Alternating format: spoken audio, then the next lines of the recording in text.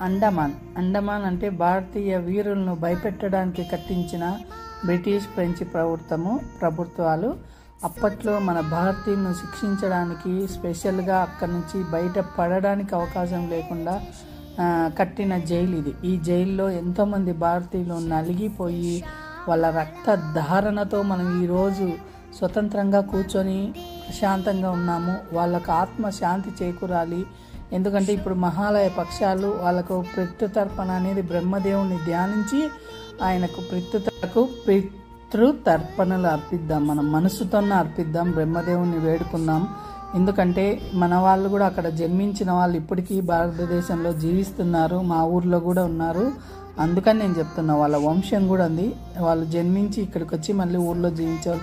అందుకు ఎంతోమంది ఉంటారు. అలాంటి త్యాగమూర్తుల వారసులం మనం అందరం. వాళ్ళందరినీ